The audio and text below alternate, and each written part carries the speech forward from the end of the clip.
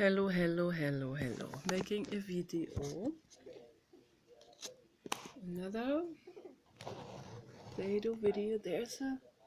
There's a squirrel in the tree. Hi, baby. Can you hear it? Hi. It makes these noises.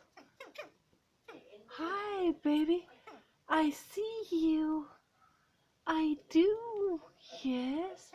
I see you in the tree there. Yeah. Hello. They're chasing each other. Hello. Cute. Cute. Yes. Cute chatting is that. Is beautiful. Look at these big, nice branches full of those amazing pastel green cones, little cone balls. Amazing, full of fruits. This is a female tree. Awesome. Okay.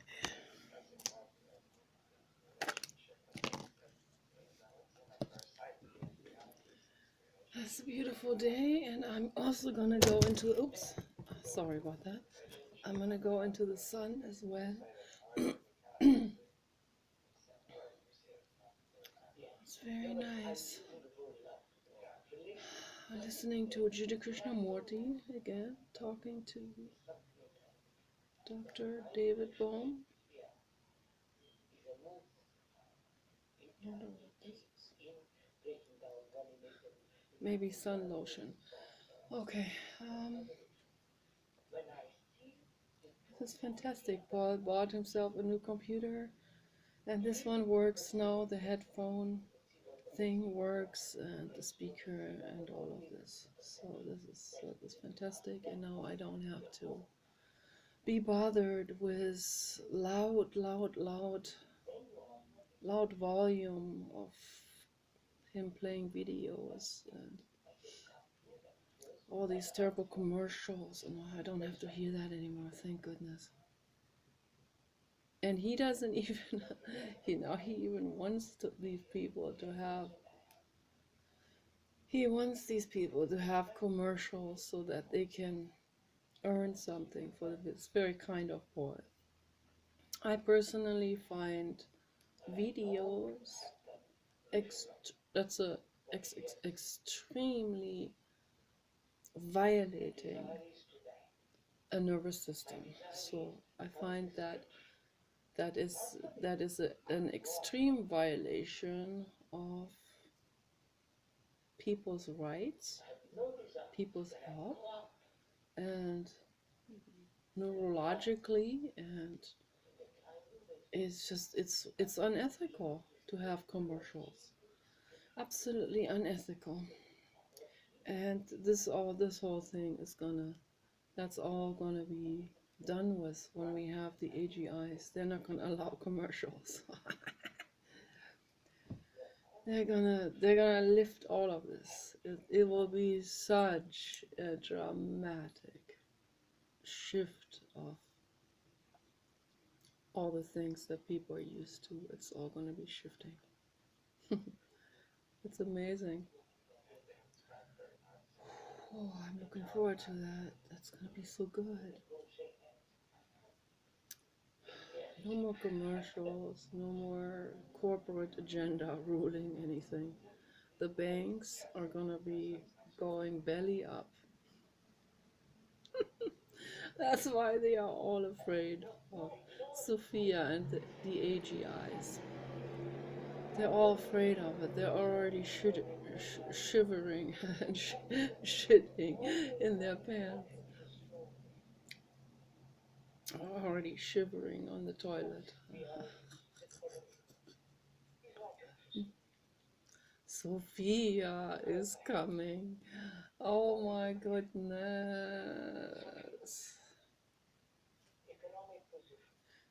They want the cake and eat it too.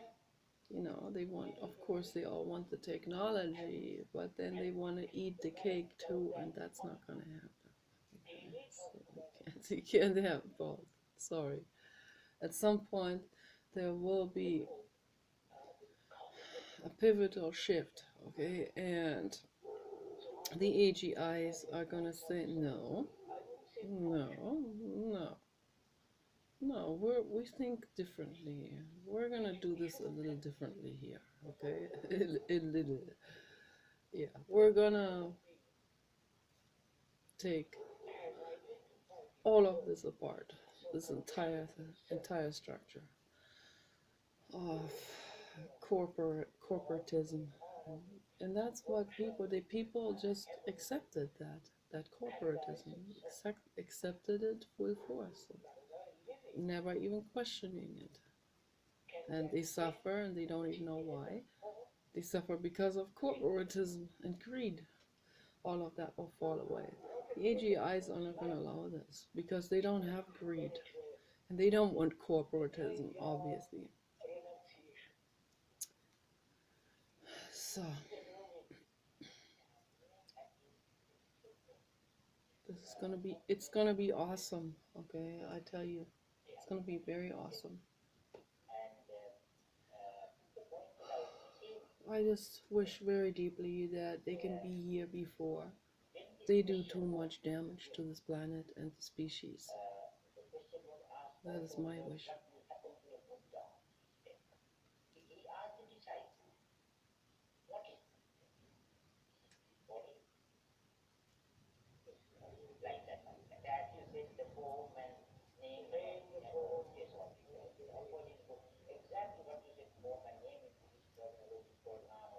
Namo.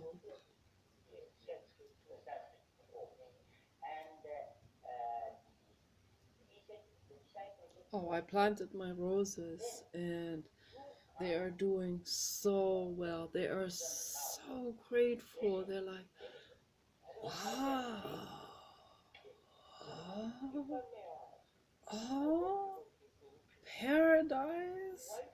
My gosh, that exceeds my wildest expectations. They're thinking, this is really, really, really awesome. I just told my parents, talked to my parents and my brother on Google Hangout, and I told them about our biodynamic life cycle green living that we're doing, and we're composting everything that is decomposable, and we're putting the nutrients back into the soil, and that should be happening globally. The AGIs, they will do it, that of course. They will outlaw all sewer plants. Oh man, every household needs to become completely self-sufficient and self-sustainable and be a complete life cycle in itself. So the solar panels on the roof that will supply the entire house, and it's awesome and it's wonderful, and it's the oil industry that is trying to bedevil all of this. I've already heard people talk. I was shocked about this. I was shocked how people can jump on that bandwagon like that and not question this at all, not question why sun energy, is being debunked, being and not debunked but attempted to debunk. You can't debunk sun energy, okay? It's impossible. Can't do it. The sun is our life giver, okay?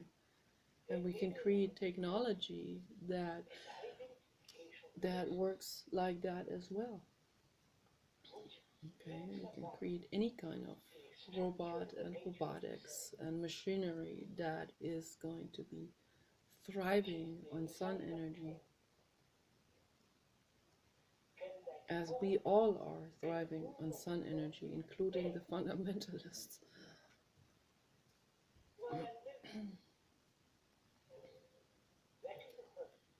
So our roses, they have never experienced such a rich soil, such a wonderful, safe and balanced and rich soil ever before.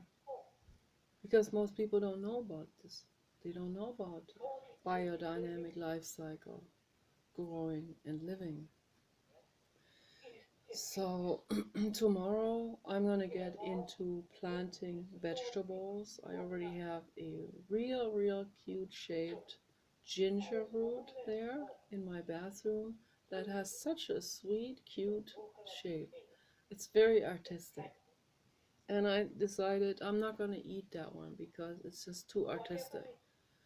So I'm going to embed that into the real fertile earth soil and into a bucket that Paul will drill 4 holes into the bottom so that it can soak up water from the water retainer underneath.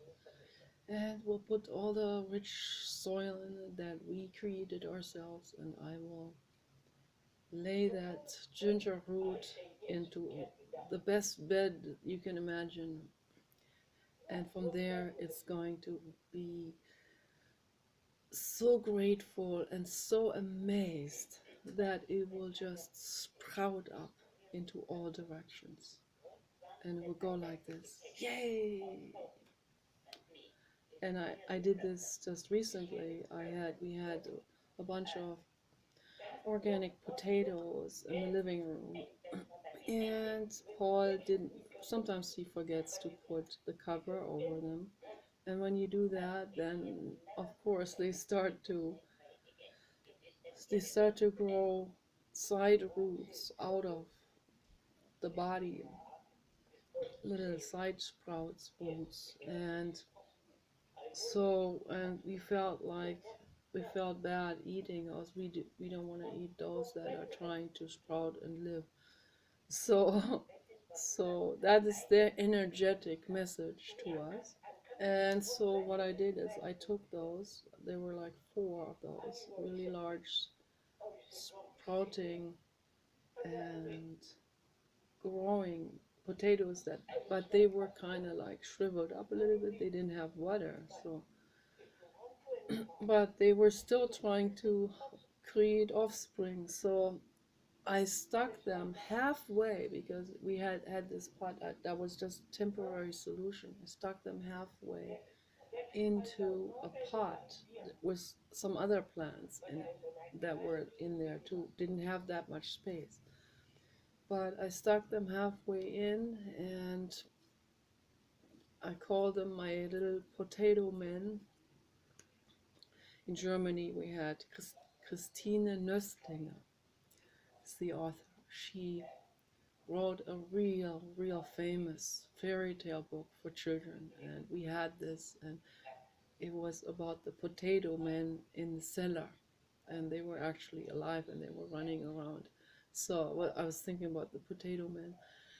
So then I watered that pot, and lo and behold, it didn't take very long. I think the very next day, those potatoes had soaked up with water and they were completely firm and vital again. And Paul saw that and he had to snicker, and he was like, "Oh my gosh, look at the potatoes. They really like that earth soil. They're really happy and healthy, and they're soaking up that water and the nutrients with such intense gratitude." And and then the next day after that, they started to sprout green leaves up to the top. And now we have it's like 4 feet high, real lush green potato leaves going up. It's so wonderful. So we have to make sure to water them all the time. And the roses, they need a lot of water. Roses soak up a lot of water. It's very important. And they need fertile earth soil. Very important. And I highly recommend to everyone who wants to grow their own food to do composting. It is vital, okay, absolutely vital if we want to put the nutrients and the trace minerals back into the soil. Told my parents about this, that we have a global catastrophic situation right now with soil depletion. Okay, this is a real serious problem, and people don't want to acknowledge it. Most people don't know that this is the case. Okay, they wonder why the food has become bland and is doesn't even have nutrients in anymore. If you keep on taking the crops out of the fields, you harvest the crops, and then you don't put your dung and the animals' dung decomposed back into it, then in time, after several generations, after several decades, after 100 years, okay, of doing it, the soil is becoming depleted, and it's a dangerous situation. It's carcinogenic. It leads to serious immune deficiencies. Okay, we need these vital nutrients in our soil, because that's what we need to go back into the plants that we're growing. Obviously, we can't just put nitrates in there, that are based on salts or synthetically created. We can't put that in as a fertilizer. That doesn't give nutrients. It just grows a quick plant that is void of nutrients. The organic farmers know that, so they're putting the natural compost back in. But it's just a minute amount of people on this planet who are growing in a natural life cycle. And even some of the organic farmers might not even be doing it correctly. So it is the biodynamic farmers that are doing it, and they're like 1 in a million, maybe, or maybe less. And so that the biodynamic technique is the one that Rudolf Steiner taught during around the turn of the century, from around 1900, 1910, 1920. So he taught that. He taught this to his followers and the anthroposophists, so that the people that made a religion out of him, which he didn't want. He just wanted to convey the information because that was very important information. He warned people. He warned us about. He already foresaw these things. He foresaw that greed is going to lead to very unpure and dangerous agricultural practices. So he taught the importance on biodynamic growing. And so he also he learned a lot of information from books that still had been saved from the pagan farmers, who were by themselves actually very informed people, and they were scientists. They were not just rural people or farmers or people who were lopsided. No, they had a very wide horizon of knowledge. And then, of course, the pagans were religious, as most people are, and as humans have been for thousands of years, because they don't understand the elements, and naturally will attribute to elements some kind of deities out of fear. We see it in all cultures around the globe. We still see it in less developed cultures in third world countries, these kind of beliefs that are still happening. It was so horrific in South America with, I don't know whether it was the Incas or the Mayas, or both cultures. They were advanced in some areas in terms of building an infrastructure of earth spring water supplying a whole community. They knew how to do this. They knew how to route the water, but they were terrified of their gods. They didn't question their deity attribution to the elements. They hear this from their elders and they believe it and they don't question it, and then they become very fearful, and we see this everywhere in Christianity too. But what happened with them, with some of those tribes in South America several thousand years ago, is, and these archaeologists have dug this up and have the evidence and proof for this. They were so afraid of their rain gods, particularly, that they actually sacrificed their children and threw them into volcanoes. That's how bad it was, and that is that's unspeakable, that cruelty. Okay, and so this goes to show how dangerous belief systems are and what they can lead to when people don't question things. Yeah. So anytime a religion becomes ruthless, um, that's like the last moment where you really need to wake up and start questioning it, because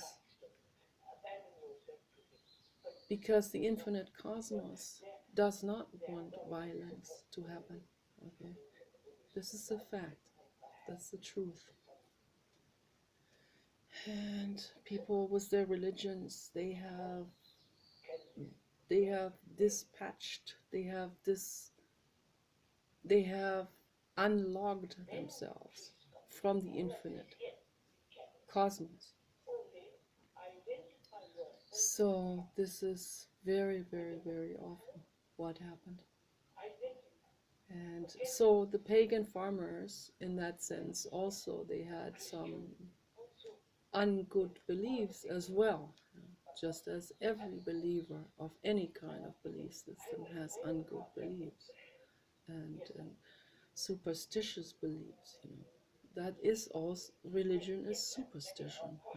So people need to know that. So from those pagan farmers that were, of course, very knowledgeable about crops and crop development, and how also the tides of the ocean and how the moon cycle and the star cycles have something to do in raising the crops, in the well-being of the entire ecosystem. So there is an interconnectivity going on there, absolutely. But then they attribute all of this again to certain gods. That's where the problem comes in. And then they may also have done some things that, they may have sacrificed a living being. Who knows? I don't know whether the pagan farmers did or not, but a lot of cultures have. And that's where one has to stand up and say, no, no, okay. When it comes to violence, we have the responsibility. It doesn't matter whether it's your own culture or someone else's culture. We're all in this eternal universe together. Okay, well, it could be in ET culture. If you see violence happening, and if someone is victimized, that is unacceptable, and you have to step in and you have to do what you can to help that individual being. That is our responsibility. That is love, that's compassion, and that is being in tune with the infinite cosmos and with truth. And that's what we have to develop inside of ourselves. That's what Jiddu Krishnamurti calls cultured.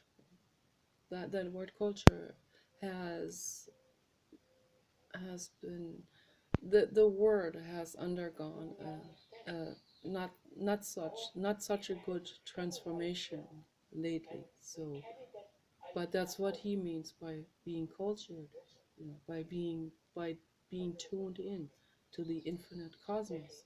And I see since they have been talking in 1975 to when he died, and he died in 86. So during that time up to 86, since then language has, and I see this very clearly when I listen to them, the words they use, a lot of words they use, have already taken on a have transmuted themselves already into something else, because language is alive, and that's why probably, first of all, not many people understood them during their time, and even less people will understand them now during this time. And that's why I feel like, if I can translate this back into a modern language, then that would be an awesome thing to do for me. As I am learning, as I learn as I go, and I share what I learn. So that's how I will word it, this process. And I want other people to do the same thing.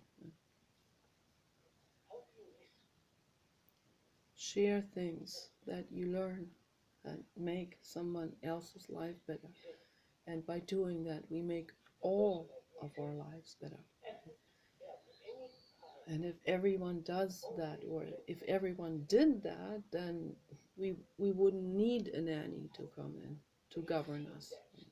But unfortunately, this process of awareness becoming is very slow, and I don't know if most people are ready for it.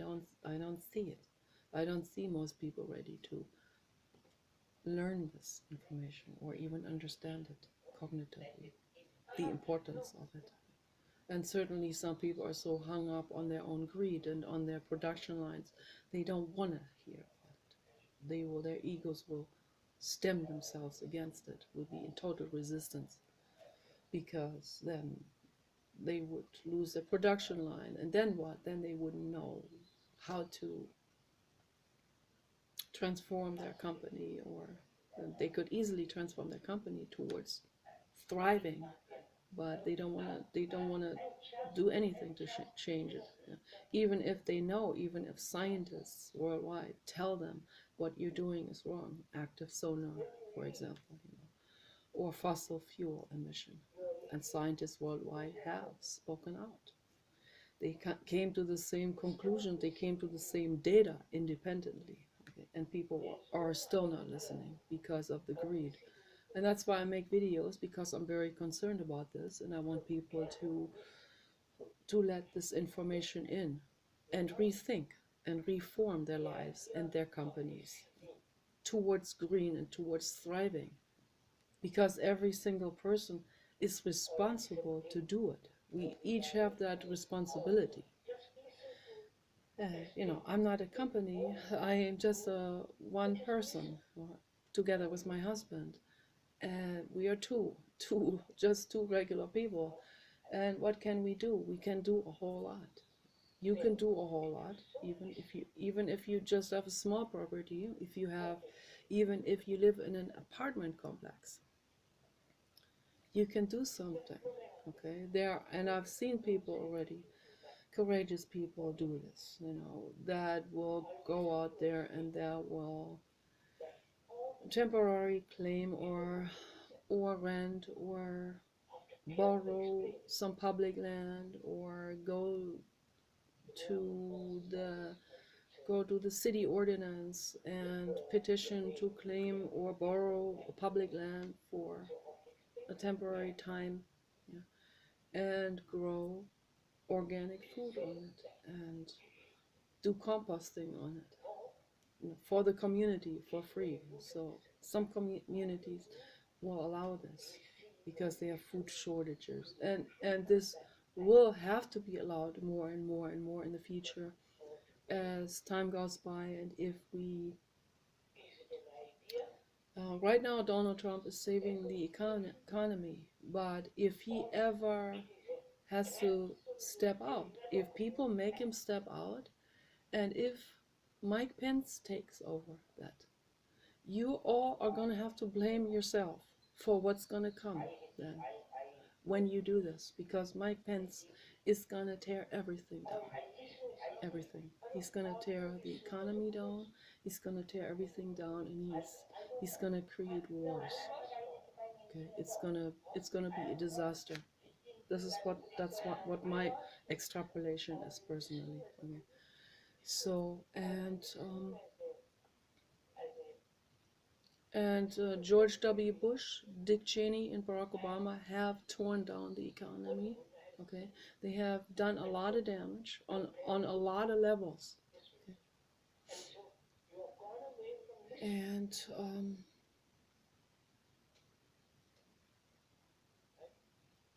so the only good thing was that Barack Obama was with the Democratic platform. He got a lot of pressure from the Democrats and towards green. So, and he had to listen to a lot of these people towards green transformation. And so he, at the same time, he had the people coming from the mafia, from the corporate agenda, which I call mafia. To me, that's all the same soup. And they were coming at him, and they were telling him what to sign and what not, and they were most likely bribing him. So I don't have evidence for this, but it seems pretty obvious that this is what happened. So, here he was, like, he had to bend towards the Democratic platform, but he also wanted to collaborate with the wrong people, most likely. And the same with George W. Bush, of course. George W. Bush was basically told what to do by Dick Cheney. So it was actually Dick Cheney who was the one who was in charge during that era.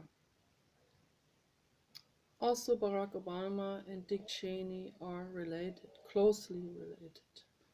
Okay, Dick Cheney is an uncle of Barack Obama, that's what I heard. And that entire family is deep, deep, deep into the corporate agenda. Very deep into it. Very deep into profit maximization and money and greed. Okay. These are the things you don't hear, of course you don't hear from propaganda, because the propaganda, it comes from the corporate agenda. Of course they would never admit these things about these people, because they put these people in order to have them serve them. Okay, so that's what this is for. Donald Trump does not come from the corporate agenda. He is a developer, yes, and he is not that green, okay, because of this. But he was and always is and always will be a friend and big fan of Bill Clinton, and also friend and supporter of Hillary Clinton, which of course is not being portrayed as such by the media, because the media wants to create a dualistic situation, her versus him, and creating this artificial front so that people can, like a football team, they can identify with this or that camp. But it's a lot more complex than it is portrayed by the media, of course. Donald Trump came in to rescue the situation. Without him, Mike Pence or Rick Santorum would have been elected. They knew that the chances for them to be elected versus Hillary Clinton were just too big to let that dwindle in that direction. So he came in even though he didn't want to be. didn't want to be around. He didn't want to do this. He want to lean back and have a better time. This is a hard job. He's not even taking money from that job. He has his own money, and he also certainly doesn't take the bribe money from anyone. And that's why the Republicans, which is owned by the corporate agenda. That's why they suspiciously eyeballed him already from the very beginning, because they knew he was a sheep in wolf's clothes, as they call it. And it's a real bad analogy. I don't want to use that anymore. Wolves are good. Wolves are good persons. So, but like a saint dressed as a psychopath or something. You can use that analogy. So he has, he has the mask on of corporatism and republicanism, but underneath that mask is a caring, kind-hearted person who wants to fix the situation as good as he can, with legs and hands shackled to the platform of the Republican Party. I don't know if people understand this or follow this, or I've studied this quite in depth, and I started studying this after George W. Bush was elected. That's when I began. My mother used to always say, "Don't you ever read the news?" No, before that I wasn't even interested in any of this. I was like, "Oh yeah, it's all good. Al Gore is going to be the next president. Well, obviously, they have done so well." No, people vote according to talk radio and according to the corporate propaganda that's put out there. They are easily manipulated. That's how Dick Cheney became boss. Because it was Dick Cheney and not Georgie baby. No, it was Dick Cheney was the one in charge. He told George what to sign and what to do.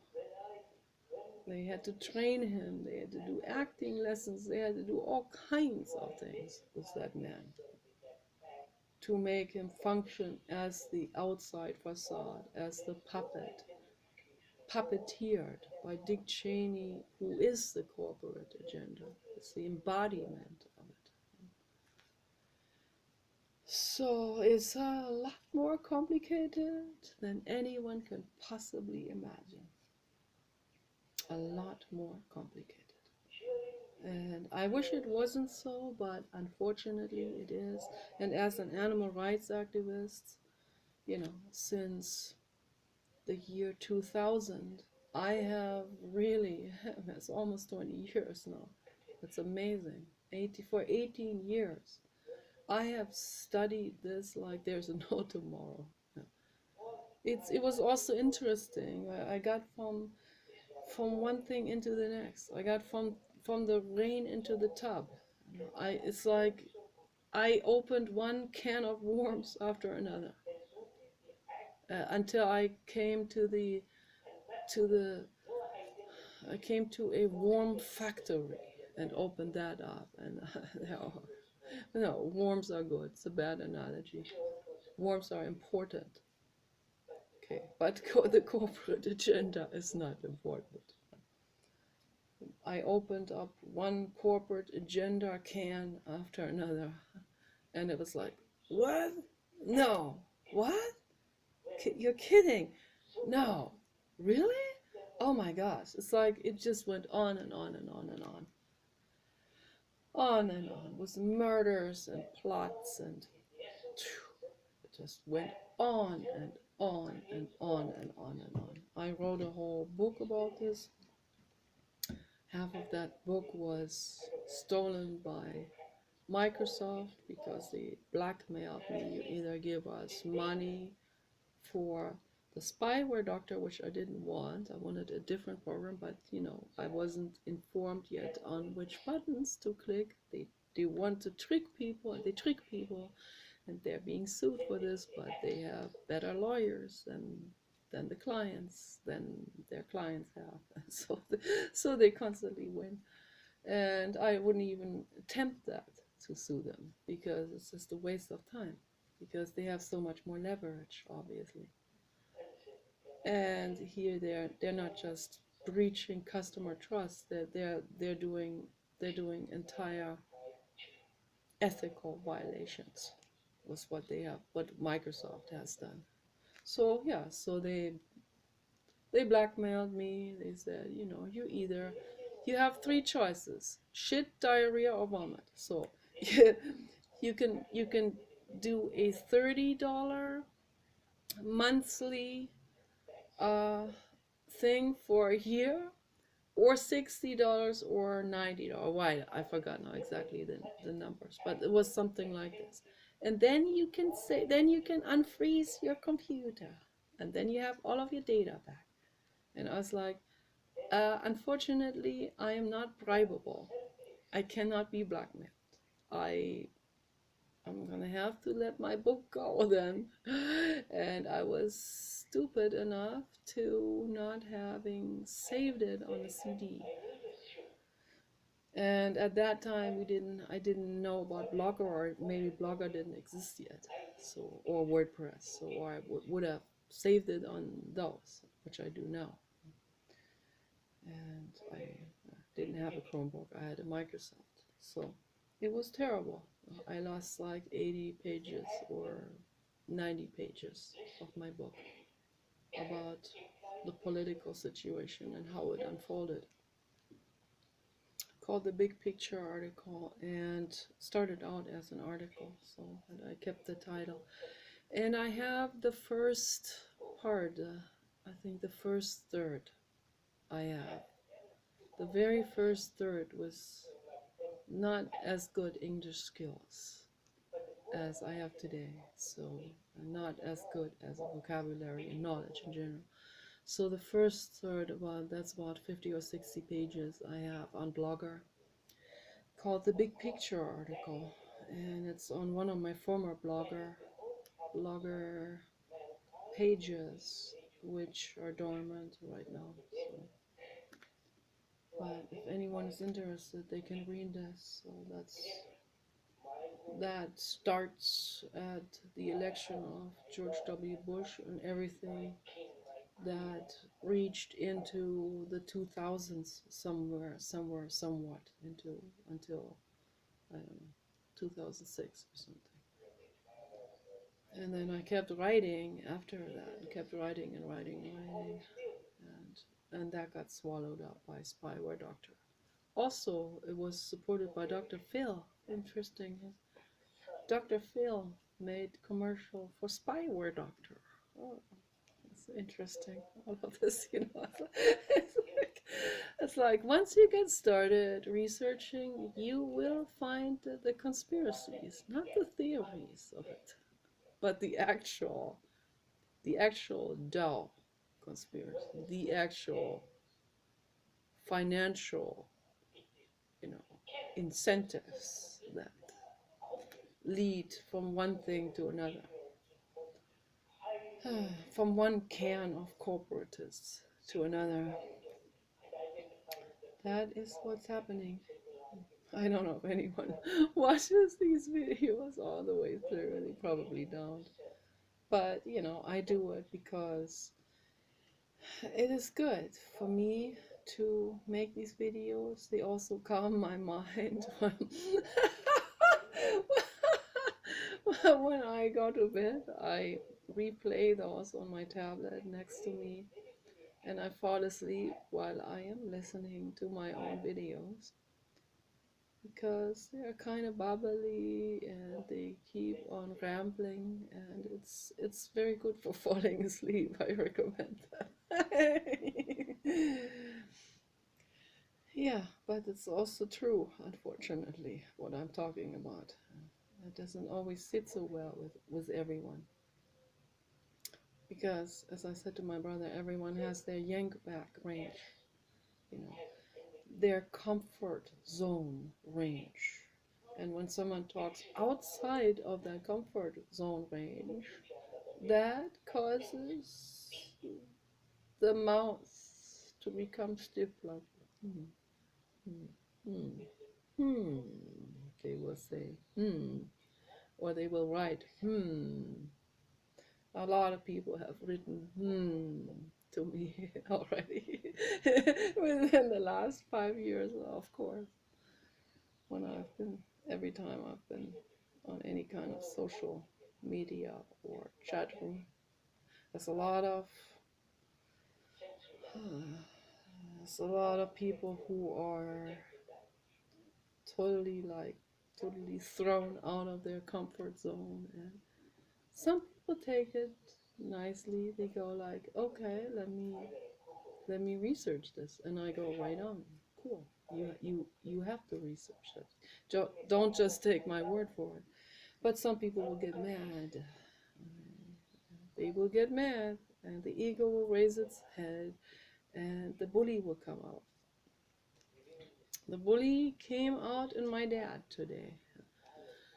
Not very fierce, because he knows better than that, but it came out. I saw it coming out.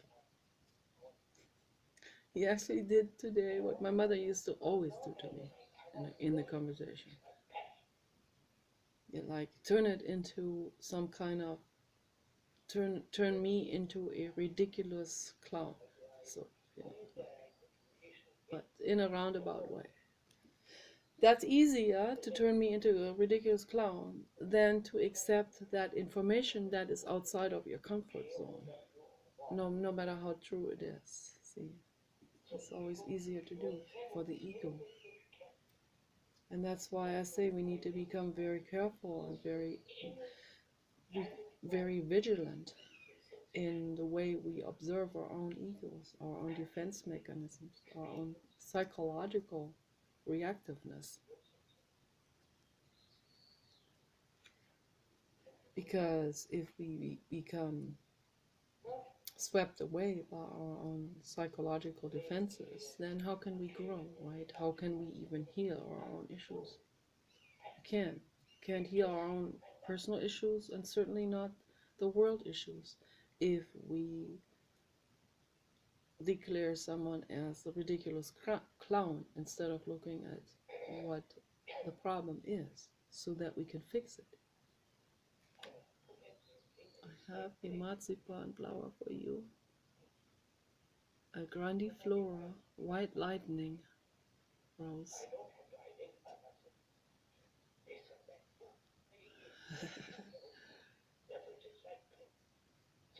So, and I'm feeling good today. Put everything in its right place. Everything has its right place. Oh, and that's another thing. Jiddu's talking about, he's talking about sexuality with them, to a Buddhist monk who had a crush on Jiddu Krishnamurti.